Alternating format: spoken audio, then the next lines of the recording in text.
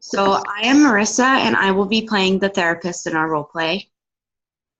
I'm Stephanie. I'll be playing the daughter, Isabella. I'm Tasha. I'll be playing the mom, Rosalita. Okay. So for our conflict, we chose a cross-cultural conflict between an immigrant mother and her first-generation American daughter. We have chosen two intervention methods that we're going to be using, and that is nonviolent communication and common ground. Nonviolent communication is a compassionate way to communicate with others and have everyone's needs met. It requires a lot of things.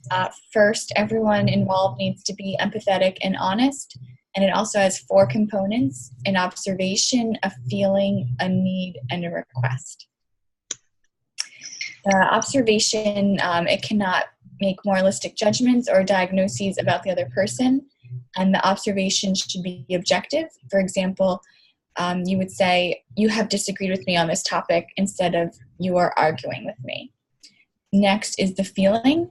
For the feeling, you cannot say that someone else makes you feel a certain way because that implies wrongness on their part. For example, you could say, "I feel frustrated," but not "You make me feel frustrated." And you cannot assume how others are feeling, but you should ask how they're feeling. For example, "Are you feeling sad?" Next is the need. The need cannot be related to another person. For example, you should say, "I have a need to feel appreciated," and not "I need you to appreciate me." When you hear needs without criticisms or demand, the conflict will resolve, and behind every feeling is a need. And last is the request. And the request should be positive, and that means you should say what you want, not what you don't want. For example, "Please share," instead of "Don't be greedy." It must be measurable and not vague. For example, "Please turn the volume down," and not "Listen quietly."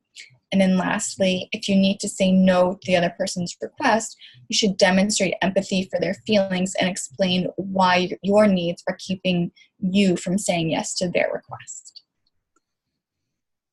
Okay. Common ground. The purpose of common ground is it's a technique to resolve conflict. It allows the participants to be seen and heard and understood. Anybody can participate in a common ground technique. It can be used in a couples therapy, in therapy groups, amongst friends and arguments. It could be used in the classroom or even in families. And it involves anybody that is having a disagreement where they're no longer hearing each other, as well as a facilitator. The way that the technique would work is the first participant would speak, delivering the message that they feel needs to be heard, while the second participant listens to paraphrase back what the first participant was speaking.